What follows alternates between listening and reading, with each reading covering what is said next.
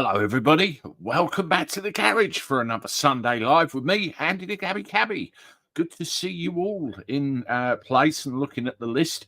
We've got all the regulars in the house, and it's great that you all turn up again to listen to me warble for the next hour.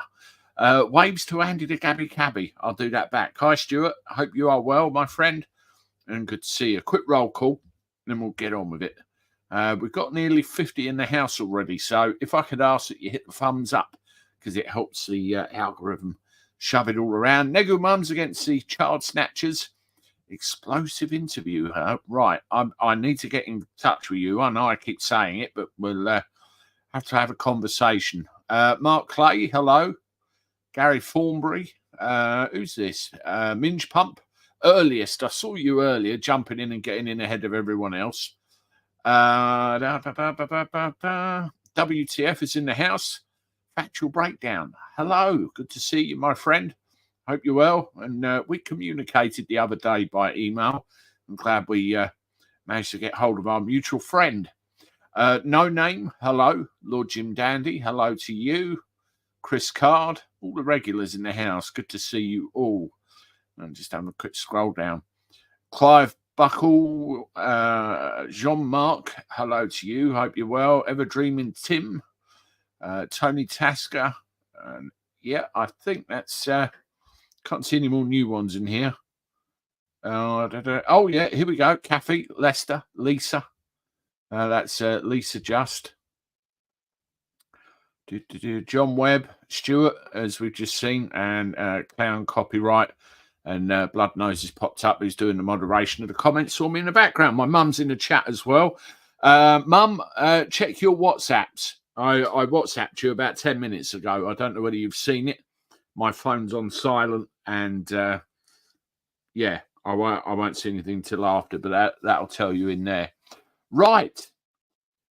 What I like to do with these lives is have a roundup of all the news that I've been sent by people and what I've seen during the week that we've not got covered, and then we'll have a chat.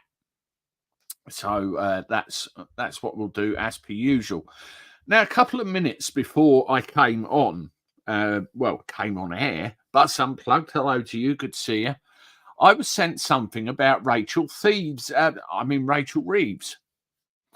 want to ask you a question. I know some of you in the chat are retired. And don't work anymore. And this is purely for people that are in Britain. I know we've got some Americans in the house as well. Who out of you all has ever filled in a tax return for HMRC? Give me a 1 if you have, or a 2 if you've never had to. They're the bane of my bloody life, them things. So have you ever filled in a tax return? 1 for yes, or 2 for no? I want to see what you have to say about it. Evening, Andy. Rachel is my MP. Oh, God. Sorry about that. 1, 1, 2, 1, 2. A little bit of a mixed bag in there, isn't there? But there's more 2s than 1s. Really, with tax returns, you'd only really fill one in. Yeah, here you go. Done nothing for the area. And that's pretty much the same with most of them, isn't it? Especially when they get a office of state, as they call it. You'll only really do a tax return if you're self-employed, run your own business like I do, or you know, if you have multiple sources of income. I mean, you have employment income, you have self-employment income, and you have income from savings and investments and all that sort of thing. And you have to do a tax return if there's multiple sources of income, you're self-employed, whatever it happens to be. Now, for years, I operated as a sole trader, and I did my own tax return. It was pretty straightforward at the end of the day. When I changed my company to a limited company, the paperwork gets a lot worse. So then I thought to myself, well, I better get an accountant, because it looks a little bit rubbishy, and I'm not quite sure of this. But you would think someone that's heavily involved with the nation's finances would be able to handle their own tax affairs, or at least have an idea of what they're doing. Well, let's have a look at this, shall we? As I said, I was sent this just before I came on air. Rachel Reeves claimed, this is claimed expenses again, £1,225 on expenses for tax returns help. And there she is, smiling. She claimed £1,225 on expenses to pay someone else to help file her tax return. It can be revealed. In effect, she got an accountant, no doubt, but why the bloody hell didn't she pay for it? The Chancellor, who is expected to raise the nation's taxes in her first budget later this month, billed the taxpayer as much as £137.50 every year for, 8 years to cover the cost of accountancy services. Tax experts have questioned whether MPs should be allowed to claim expenses for help with their tax returns, while ordinary taxpayers are expected to sort their own. And apparently there's 47 other MPs. You can see the figure there. They've done exactly the same thing, 47. So you get tax returns, you get gas bills, you get electricity bills, all these sorts of things. They're claiming it on expenses, along with their 90-odd grand salary, and we're the buggers that end up paying for it. How's that right? It isn't, is it?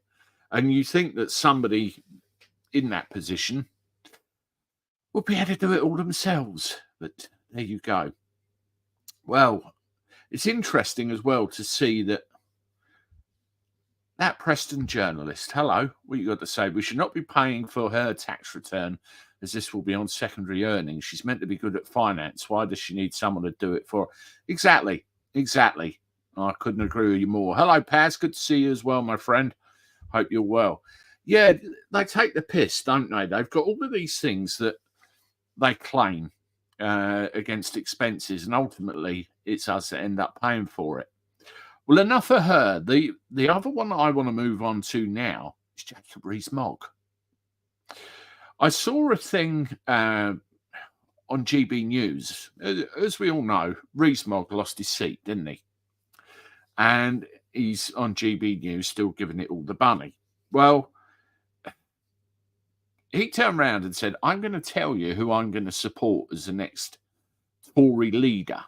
Or the next person that's going to take over the leadership of the Conservative Party. Personally, I don't give a shit, because one, he lost his seat, but two, it really doesn't matter, because the Tories are screwed. They really are finished. They've made such a hashish of it. And as we know, Labour's popularity has sunk down to about the same level. Not great. And I thought to myself, why is he sticking his oar in? Why is he saying who he's going to ultimately support? Well, have a look at this. Let me share the screen now. Apparently, he's posed for an influential position. Yes, an influential position. There you go. If Robert Jenrick becomes Tory leader, and obviously he's got to win an election on top of this. Conservative leadership candidate Robert Jenrick has announced he will appoint Sir Jacob Rees-Mogg as chairman of the party if he wins election. The former immigration minister said that he would make the appointment. Immigration, we'll come on to that in a minute. He would make the appointment one of his first acts as leader, stating it was important to overhaul the Conservative Party's central office in order to reconnect with members. So you're getting somebody that may or may not do what they say they're going to do when they get into office, who's going to give a very important job to somebody who lost their seat and, thinks they're going to reconnect with Conservative members. It's never going to work. They had with a coalition and their own, they had 14 years in government. They screwed it up totally. And now we've got Labour, who are screwing it up totally. They're about as popular as Piles, the pair of them. And they think that they're going to reconnect with members. It's all a lost cause, isn't it? All a lost cause. But that article alone tells me why Rees-Mogg endorsed him. because he probably knew that was down the pipeline if they ever got in again. People have to realise that Tories and Labour, it's all screwed. It's done, finished, kaput. They've had their chance and they've blown it again and again and again. People have got to wake up. Phillips Matthews, what did you just say there? Leave the system. Yes, absolutely. And it's good to see a lot of people saying hi to Paz in the chat. People are jumping out. That's great. Really good. Great supporter of mine in the background, and we chat most days. So all wonderful. Well, let's talk about immigration, shall we? I want to upload a picture, which I've done before. I've just got to find it. Give me 1 second. I wasn't going to upload this one, but I've literally just thought of this now. I've just got to go through hundreds and hundreds of bloody thumbnails. Oh, I've got it. Here we are. Right. Immigration. Now, before I talk about immigration, look at the size of that. Now, I want to talk about, I say immigration, I want to talk about illegal migration, all that lot hopping across the channel. Now, there's got to be nearly 60 people in that boat, and this isn't the first time I've shown it. That gives you a very good overhead perspective of how many people you can fit in one of these things.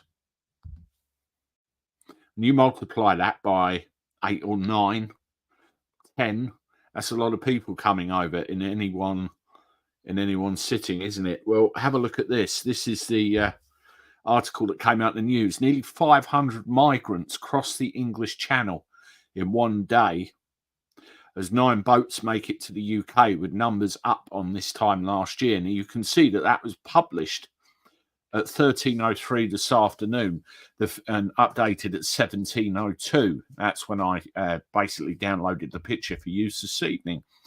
Now, that's 500. And there was 100 odd, 170 something the day before. And then there was another record amount that I spoke about last weekend, another massive amount, hundreds and hundreds. And we've got a situation where, companies can bid for a 6-year contract on the 2 processing centres we got in my neck of the woods, down at Dover, where they bring them in, when they actually make landfall, and up at Manston. 6 years, folks. And there's a possibility of extending that to 4 more years. So a possible 10-year contract dealing with illegal migration. And they say they're going to smash the gangs, stop the boats and everything else. Utter bollocks. They've got no intention of this stopping anytime soon. And one of their favourite things that they talk about often, and you see this, is the European Convention of Human Rights. We need to leave the ECHR. Farage says it a lot. Tice says it a lot. You don't really hear it from Labour. And Jenrick has started saying it. And the other Tory party candidates have started saying it. I don't believe a word of it, because all they're doing is telling us what we want to hear, which is what they always do, to think it will win elections. I'll show you this for what it's worth. Robert Jenrick vows to kick 1 million illegal migrants out as Tory leadership candidates vow to end Britain's soft touch reputation as PM. Well, let's have that again, shall we? 1 million illegal migrants out. I wonder how, that's just a power number. 1 million sounds like a lot, doesn't it? So that's the number he's going to pull out. How many is it really? How many more are coming in on a daily basis when you're trying to find that 1 million to get rid of them? This isn't sustainable. How many millions of pounds is this costing every year? It's, well, every day, every week. It's beyond out of hand. It's a joke. Now, I saw something very interesting. I think we've all been stitched up here. Pete, hope you're well. Thank you for joining me. Now, who knows anything about the European Convention of Human Rights, the ECHR? Give me a 1 if you do, or you just follow the news. Won't make any difference if you leave the ECHR. I'm coming to that, John Mark. Good evening, Andy. I hope everyone's keeping well. Sorry I'm late. You're right, Declan.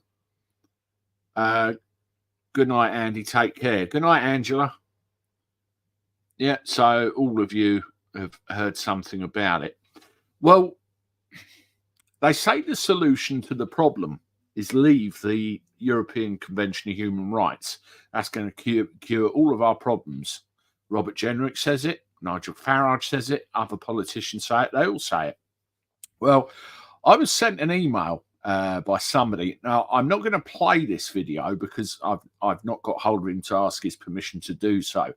But I want to send the thumbnail or show you the video. Now, this is Simon Webb of History Debunked. And I'm assuming a few of you watch his channel. But look at the title. What would change in Britain if we withdrew from the European Convention on Human Rights? Now, if you watch that video on Simon's channel and listen to what he has to say, and he's always very well researched, and he leaves all of the links in the block underneath in the description. What would change? Absolutely nothing. There's a particular section of the European Convention of Human Rights and our own, local country Bill of Rights. I think it's Article 6 or something like that, which gives somebody the right to peaceful enjoyment, peaceful living, and everything else within this country. If you try to remove them from it, then it's against their human rights. Now, the ECHR, the particular section in there which governs this, is just a copy and paste job from our own Human Rights Act. So if you remove one, we've still got the other. So it's a hatchet job. We have been stitched up. Robert Jenrick knows it. Everybody else knows it. Yet they tell it to all of us that this is a solution to the problem. Again, it's bullshit that they think that we want to hear. It really is disgraceful. Right, at this point, if I can ask everyone to give it the thumbs up, if you haven't done so already, got a couple of hundred watching. That's great. I've got another subject to cover. I just want to go through and have a quick look at some of these comments you've been leaving, and we'll carry on.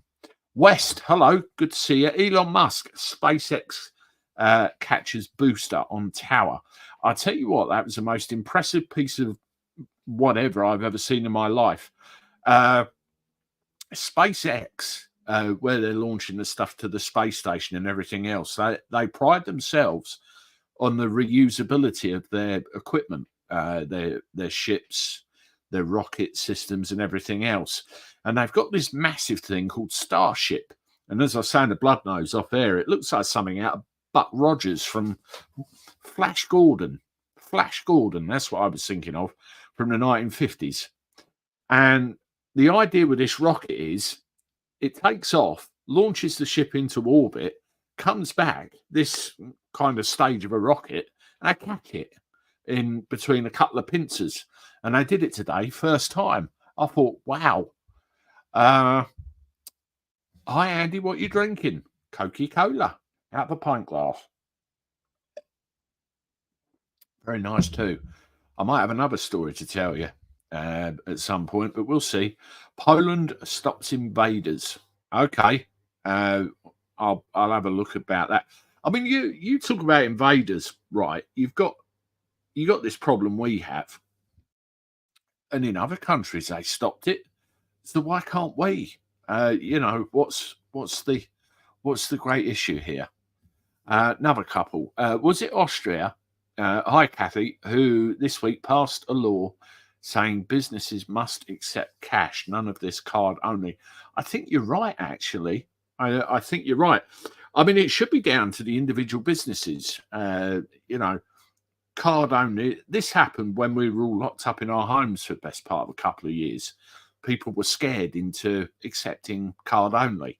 And I've always given the option, card, cash, bank transfer. Of course, I like the cash, but, people should be given the option and not locked out of others. Stuart, taxed to build and maintain roads, taxed to buy a car and to run it and to drive it. Glad I don't drive. Well, it'll be interesting to see what happens, wouldn't it, when this paper mile thing comes in? It really would. What gets left, what gets added, and everything else. Right. I want to talk about something important now, and I want to cast your minds back to Southport. What happened with those 3 young kids that lost their lives when that attack happened? Now, in the wake of that attack, people had a lot to say online, on Facebook, and other places about what they would like to see happen to individuals responsible.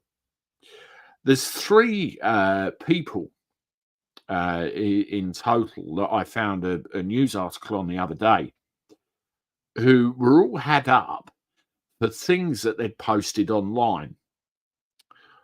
2 of them pleaded guilty and said, yes, we did it, and been sentenced and all the rest of it. One of which said that they wanted to see buildings burn of a certain demographic, and that's as far as I'm going to go with that. The second guy, very similar. And then there's a third guy. I want to show you this.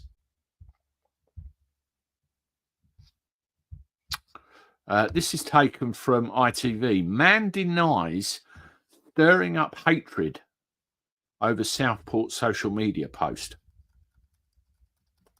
A man who will go on trial next year accused of stirring up hatred on social media after the Southport tragedy.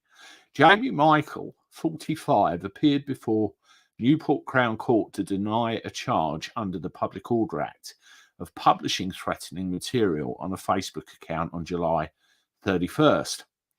Judge Tracy Lloyd Clark, Recorder of Cardiff, said Michael would face a 3-day trial at Merthyr Crown Court beginning on February the 3rd next year. The defendant, well, I'm not going to read it out, Rhonda, was remanded in custody ahead of the trial. So this is somebody that's put something on social media and got in trouble for it and could potentially end up serving a bit of time. Well, I was sent this, and I want to show you this. And I've been umming and ahhing about whether to put it out there, but I will because I've signed it. This is Jamie Michael, the individual that's mentioned in that news article, and you can see the title there, the title of the petition, quite clearly, and you can see a beret on his head, and you can see the cat badge. Now, this is a detailed account. Put a video on Facebook, and he called on communities to put pressure on authorities to hold them to account and demand that people are protected. There's nothing wrong with that, is there? In response, he was arrested and charged. He was remanded, granted bail, and awaits trial in early 2025. Now, this is the important bit.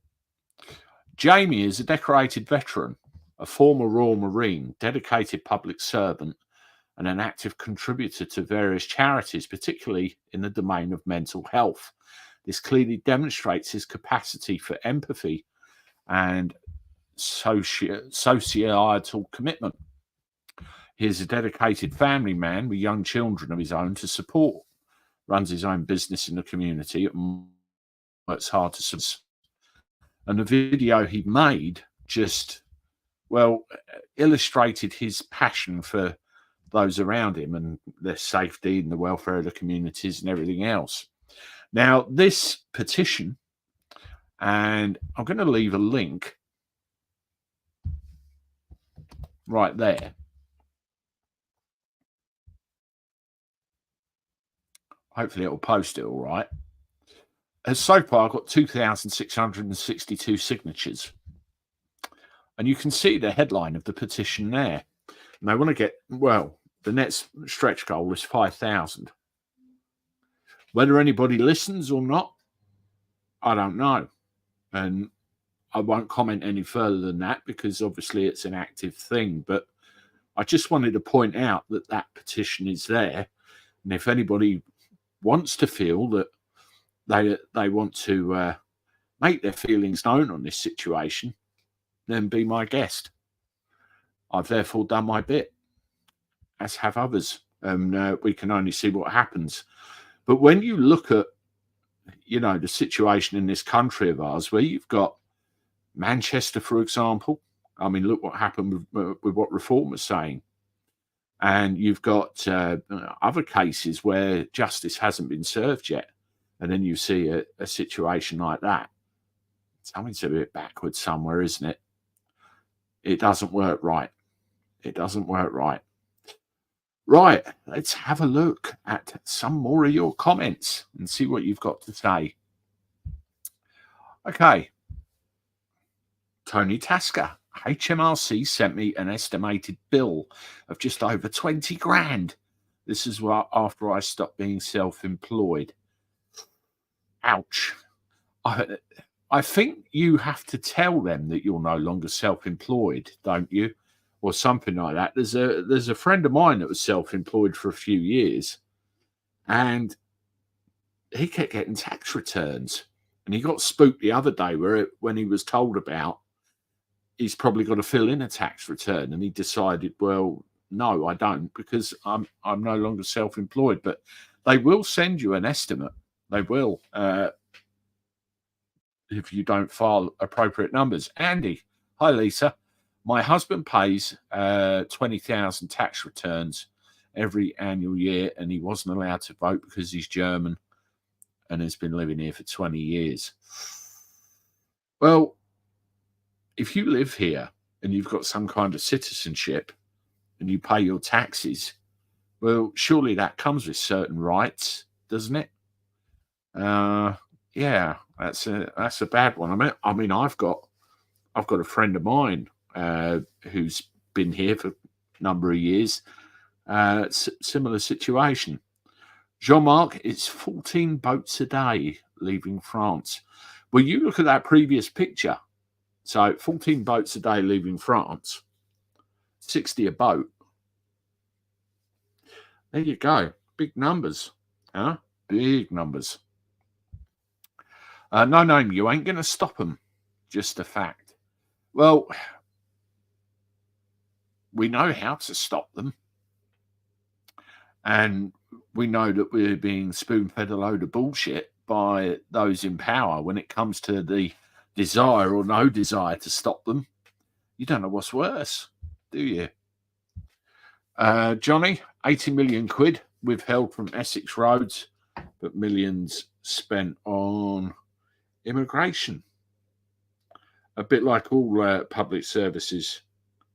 But yeah, I just seen your WhatsApp, Mum. If you're still there, and I will do what you just said in the WhatsApp. But unplugged, the value of all the things that have claimed for and freebies, they got that money, could have done so much good for the people that needed it. Yeah, it's look after themselves. It's almost like, I mean, if you look at the square mile or the City of London square mile, whatever you want to call it, it's like we're being ruled over by another country or another element, isn't it? It's nuts. Music for Truth. What about legal immigration? We must have had 20,000 Africans in Peterborough. How big do they want the population to be? It's nuts, isn't it? I mean, I always harp on about those coming across the channel. I think that's a very dangerous situation for many, many, many reasons. But you have other people coming into the country by other illegal means, and then you have an influx of legal migration as well. Well, immigration. If you have a particular set of skills, I sound like that bloke out of Taken now, and you can add value to this country, and you're willing to work hard and pay your way and contribute to society and obey the rules, the laws, everything else, then there's no reason why you shouldn't be allowed to make this your home. But, and this is a very big but, there is millions and millions of millions of natural born Britons here who probably need help first with regard to getting out, getting jobs, getting help with welfare, getting housed, and all the other things. And surely we should have our own house in order with our own before we go too mad. But it's far down the road, isn't it? It's been the status quo for years, and how do you fix it? There should be, I don't know, we need 10,000 dentists. Just pick a figure out of thin air. How many qualified dentists are there? English dentists. Then, okay, all right, well, let's go and fill it with qualified people from blah, blah, blah, blah, blah, like a point system. And then once that's it, done, kaput. We need 100 taxi drivers. Okay, right, done, kaput, no more. It needs to be controlled, and it's out of it. No name. Remember Boris Johnson and that bus with "we're going to save billions"? What happened? That 1 million number is bull. Did you miss the word shite off the end of it? Let me fill that in for you. But yeah, I agree with the sentiment. I mean, what's really getting my goat is where they've rolled him back out again. We're seeing him in the news. We're seeing him being publicised all because he's got the damn book coming out, and Tommy Robinson's book is doing far better than his. I've got to buy a copy actually. The guy's a joke, and they should put him back in his box or the fridge where he hid from Piers Morgan that time. Philip, we have been stitched up by people telling us we can put things right by voting in a criminal system for a criminal system. Philip, there's a lot of people out there, and you're not one of them. I can tell by that comment. Yeah, I was talking to somebody about this the other day. The powers that be rely on two things: our lack of memory for things that happened a while ago, and our lack of intelligence with regard to going and looking how things used to be or how things should be before they were messed around with. And if you go back to, the 1700s, early 1700s, prior to the Acts of Union, where Scotland and England unified, things were very different from a parliamentary point of view, a governance point of view. You could go back further than that, and it's the same. There were no parties. We had regular community leaders in there voting on matters because they were beneficial for the people they represented. And then you move forward in time, and you see the invention of the parties, the Tories, and then a lot further down the line, Labour, and morphing into what we've got now, a British Parliament. The key word British. Now, Parliament somewhere has been, I'm going to use the word hijacked. I'm going to leave it there. Do a bit of research and you'll see what I mean. Things aren't the way they should be. And they've been moved into another direction where we're all forced to accept the status quo. And we damn well shouldn't. It really is an eye-opener as to how much we've been screwed over. Andy is now steering you into an emotional state and away from the cause of all the troubles that get you emotional. That guy that I mentioned, I think he's been hard done by personally. I wanted to raise awareness. That was it with that one. Can't go any further. Matt, paper mile already exists. People with gas guzzling cars pay more tax at the pump. Add to that ULEZ. If someone has a petrol hungry car and paying ULEZ then getting... It's the anti-car agenda, isn't it? They don't want us driving. They want us off the roads. That's what all this is. I'm having a row with TfL at the moment. Got the minibus that I drive. I sold it to another gentleman, and I bought another minibus myself. Long story. But TfL have got their knickers in a knot where they can't work out that he's now driving that one and I'm now driving my one. And somehow my old vehicle with my new vehicle is set up on my account. Every time he drives in London, I'm paying his charges, so he has to pay me back. And then I'm getting fined for my vehicle that's on their account anyway, but they're not taking the payments off, even though I've paid his and over it. The whole system needs chucking in the bin. Really does. No name, Andy. The coastline in the UK is too big. The government don't have the will or the manpower. I think the will is the key thing there. You know, at the end of the day, one of the primary responsibilities of any government is the protection of their citizens. You get unknown individuals from unknown locations coming across. They throw their identification papers away, and you don't know. There's a list, isn't there? Who they are, where they've come from, what their intentions are when they get here, and what happens next. These are all questions that we need answers to. Every time one of them boats come over, we never get those answers. Never get those answers. I mean, I learned a good problem-solving thing the other day, right? 5 fingers. Your physical health, your mental health, your financial health, family, law enforcement, any trouble with law enforcement. And if you stick the problem that you're trying to identify in the palm of your hand and then think, is this problem going to affect this? If you get 4 out of 5, it's a problem. Now, every time you think of what's going on over that stretch of water on a daily basis, it's a problem. Every damn time. Ian, overseas students are a big problem. We used to get loads of them. Absolutely loads of them here. We had, I think, at least 3 or 4 different English schools that I could think of immediately. And we used to get a big influx of them year after year. Now, ever since, the old Kung Flu, we'll call it, and all of the aftermath of that, the numbers have gone down. I used to have fun with them because I used to pick them up and take them to places. And some of them were French. And I knew a little bit of French at the time, and you could tell they were taking the piss.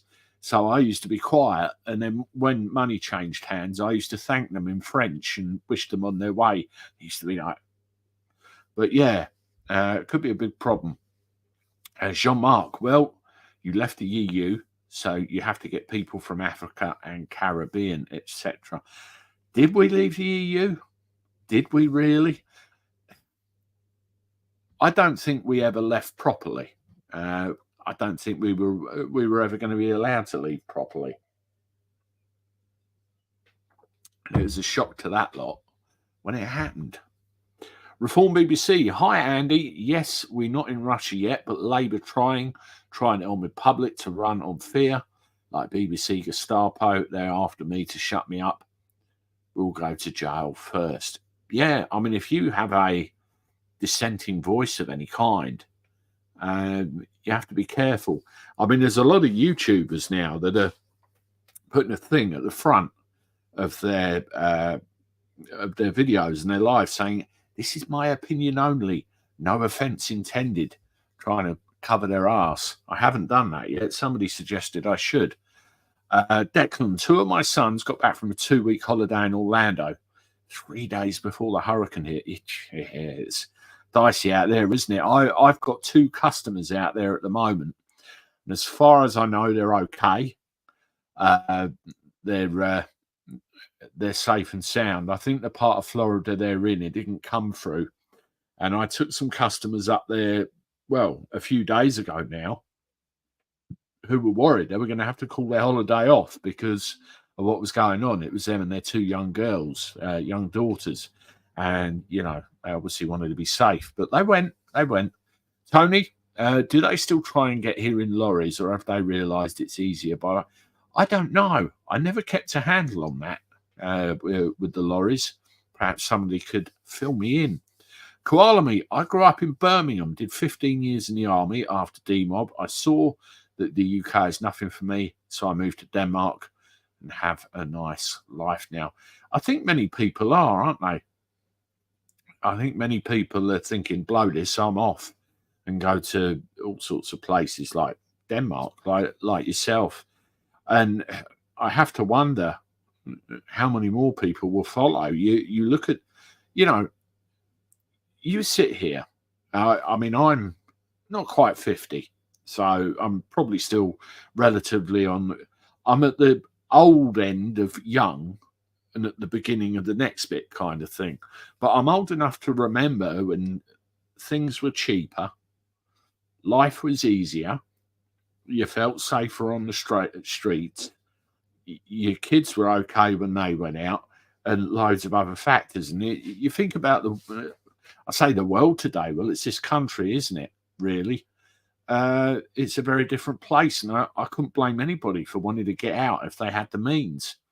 But sometimes your roots are grown so strong in the place you are. You think, well, can I? Should I? Who knows? Yours, Rhoda. Thank you very much for the £5 super chat. Hey, Andy in chat, just a quick hello. I'm on an early shift. Have a good one. Quick hello to you. And again, thank you for the £5. Appreciate it. Lord Jim Dandy, Boris's new book on sale alongside the toilet rolls. What I'd love to know, Jim Dandy, is which one would sell more, the toilet rolls or Boris's book? And moreover, which one would be used for its appropriate reason? Toilet reading or, it's next to the toilet rolls. I love it. I mean, you're going to read that shite anyway. Hugh McBeef. Hi, Andy. Hope you're well. I am well, Hugh. Thank you very much. Good to see you in the chat. Not seen you turn up there for a while. Joseph, we're living in a third world country. Has anyone noticed? I'll tell you what. They always say the grass is greener on the other side. But I went on holiday at the beginning of the year, and I did a couple of pop-up videos while I was out there just to kind of keep me ending, so to speak. And the weather was a lot nicer. I felt more relaxed. There was a slower pace of life, no pressure. Obviously, I was on holiday, so I thought, blow it, I don't give a toss. And I just thought, ain't this nice? Why can't life be like this all the time? Why can't life be like this all the time? And then you come back to reality, to this current. And I always remember coming back in and landing by aircraft, come through some grey clouds, hit the deck, pissing hard with rain, dark and gloomy and horrible. And I thought, yeah, we're back in the UK. Wonderful. Take me back. Jean-Marc, we hope to go to Florida from France, but Biden introduced new visas. It's getting more difficult, isn't it? And a lot more expensive to gain access to America now. I'd like to go one time. There's certain places I'd like to go. But we'll have to see if it ever happens. Will you do a budget live stream? I'll certainly do a reaction to it, that's for sure. But I could try and find a way of doing it live. We'll have to see. Because things like that, people will tune into. Declan, I will be the downfall of us. Bit random. Oh, AI will be the downfall of us. Bit random, I know. We spoke about Elon Musk earlier. Did you see these robots that they rolled out? Elon Musk's company. And somebody was standing there having a conversation with one of them. I looked, I thought, oh my God. And these robots, they were built to be assistants to humanity, to help us with tasks and all this sort of thing. And that's bloody scary. I don't know if there's any science fiction fans among you, but Battlestar Galactica, I don't know if anybody ever watched that. It was a a war against a race of robots called the Cylons, and these Cylons were supposed to be there to help humanity. They ended up rebelling and attacking humanity, wanting to exterminate them. And you see things like that in science fiction. Terminator is another one. And now look what's happening in real life. We take our influence from some of these programs where these visionaries have ideas for stuff that happens in the future. You know, Star Trek with the old communicators. Look at the size of the mobile phones now, instead of the old brick things from the 80s with a suitcase-sized charger. It's, bad idea, I think. Bring back the Home Service Force to defend our coastline, Clive Buckle says. We need something. We need something. Home Guard, Home Service Force, whatever you want to call it. Because our military is in tatters, isn't it? And what we have got isn't here where it should be, defending our home. Joseph, has anyone got a solution? I'm sick and can't get medical treatment or legal. What is that for? Something specific, Joseph? Are you in trouble? What's happening with you? Perhaps you can elaborate. Mick, Andy, we need a deep dive into Starmer's past. Why don't you and Paz start an investigation? Paz, if you're still here, that's a bloody good idea. I wonder what else you could turn up. I mean, there's still stuff, isn't there? There will still be stuff. Skeletons in the closet. Joseph, there's no law in this country anymore, no human rights. Has anyone noticed this? Well, to me, it's a selective law. It doesn't apply equally, does it? If somebody does that, we'll nick them. If somebody does this, we'll let them off. That's the way it comes across, really. Pet Meister, Meister. Never look for foreign help. You look for it in your own people, from your own nation. I couldn't agree with you. I mean, I know I said what I said earlier. That's a criteria by which, if you want to come to this, it should be strictly controlled. But, take spud pickers, for example, menial labour. I did it when I was 13 or 14, maybe. And I drove every morning or every time I went to work down to this place, did a day spud picking on the fields, come back. And it was in the old days where you go to the farmhouse at the end of the week and you would get a brown envelope for your wages. And it was a great way for kids to start out and start earning a few quid. And the kids just, for some reason, don't want to do it now, won't do it, can't do it. I don't know why, but then they start looking at Poland and all other places. It's a mess. There's no opportunities for ours anymore. It's a shame. But it's unplugged. How long is Keir Starmer going to be in power before he's forced out? I don't know. I don't know. Because this is the party thing, isn't it? This is the party thing, isn't it? Is this man's presence a threat to my party, or is this man's presence a threat to the good of the constituents? And, the answer to that question will determine what happens next, I'm sure. Tony, look, Labour is offering a 521 million 6-year cut. Yep, there you go. To manage 2 illegal migrant sites in Kent to process boat arrivals. It's half the winter payments. Pensioners' lives don't matter. Yeah, it's 6 years with the option to extend it by another 4 is what I read, Tony. It's unbelievable. Richie, hello. I've been watching Richard Inman's live stream with Paul Thorpe. Yeah, I know he was on tonight. I saw some communication going around earlier. I might watch the replay of that because it did look interesting. Not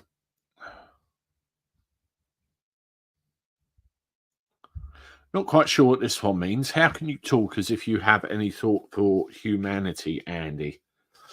Because I'm a member of humanity I care for humanity, particularly my own family, my own people, and I want us all to be safe and happy.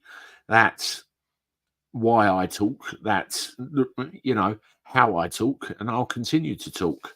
Thank you very much. Theo Bovril. All is only as good as the computer programs they run on. They will always be dumb. Yeah, artificial intelligence, AI, I do wonder about that, how far it will go. But, I would agree with you, Theo Bovril. Having come from an IT background, they're only as good as the creator that made them. But, they have the ability to learn now, don't they? Tony Whitworth, UK, 12th of the 10th, 24. Labour's £68 billion spurge, first 100 days in government. Let that sink in. Yep. I mean, what makes me laugh when they say £22 billion black hole left by the previous government? What about the government before that left a note in a drawer saying there's no money? And this is what I was talking about earlier with long memories. Elon is putting new robo-taxis into production in 2027. Yeah, I heard about that. And they reckon I might be out of a job. Well, we'll see, won't we? We will see. Robert, this country started to become a third world country back in the 80s when MT got into power. I know those initials. I certainly do.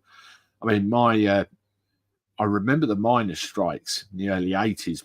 My father was a police officer, and at the time was pulling some very, very, very big shifts. And they were getting called here, there, and everywhere with that. Lord Jim Dandy, a quick apology to the wife. Was at a kids' party. They were playing a cowboy game. One kid was yelling, yippee-ki-yay. Instinctively, I finished the phrase. Now he knows a new word. Sorry. Yes. Next, it'll be his Die Hard, a Christmas movie. Bless Bruce Willis. Jean-Marc Starmer went to the communist Hungary while it was under the Iron Curtain as a student. Yeah, he did, didn't he? There was I think, was it Maya 2C that brought that news out? And I remember a very old picture of Keir Starmer, very, very youthful looking. Very youthful looking. Tony, Britain is home to more illegal migrants than any other European country. Political strategist Peter Barnes, you're 27% times more likely to commit a crime if you're a migrant. I read something from another country, and it said, if you come here, you are welcome, but there are conditions attached. You will obey our laws. You will respect this country and our citizens within. If you can't do those things, then bye-bye, you're going. And, that needs to be universally adopted, and it isn't. Kungazopa, vote of confidence. How do we get a vote of confidence happening? In the USA, they booted Nixon out. There must be some provision for the UK. Anyone? No. I mean, under the current system, they only have this thing where we can trigger a recall of a politician if we have a problem with a politician. But a certain percentage of that politician's constituents have to agree to that recall, and only then it has to be voted on by the party massive. So, like most of these things, it's triggered to be in the favour of those that you want to get shot of. But a vote of confidence for the whole thing, I really don't know. I'm fed up and ashamed of Labour that only been handed the burden from the Tories. Sean Worrell says, absolutely. Two cheats of the same arse. That's what I believe. That's what I believe. Tony, money is no object to the people that print money. Food and maintenance is what they need. Yeah. Another YouTuber I want to shout out is Richard Vobes. He interviewed somebody the other day on his channel, and they were talking about this supposed £22 billion black hole and where it comes from. And I will mention one word, Bradbury. Have a look into that, Bradbury. Or better still, go and look at the channel. It's very interesting. Tony, it's happening. The French farmers are back and dump garbage in front of the government building in protest. Nothing about this on the news. No, there won't be. There won't be, will there? But some plug, there's no faith in the government anymore. That's why fewer people are voting anymore. This is the thing, isn't it? It's there's a lot of voter apathy out there where people think, well, don't give a shit anymore. Why should I bother voting? Because it doesn't make any difference. I've felt that before.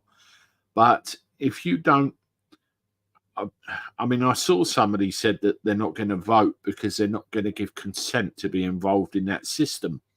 But if you don't vote, if you don't get involved, even if you say, I don't consent to this, they'll do what they like. And they have done time immemorial. You know, we can change it if we all go out and try. Breaking news.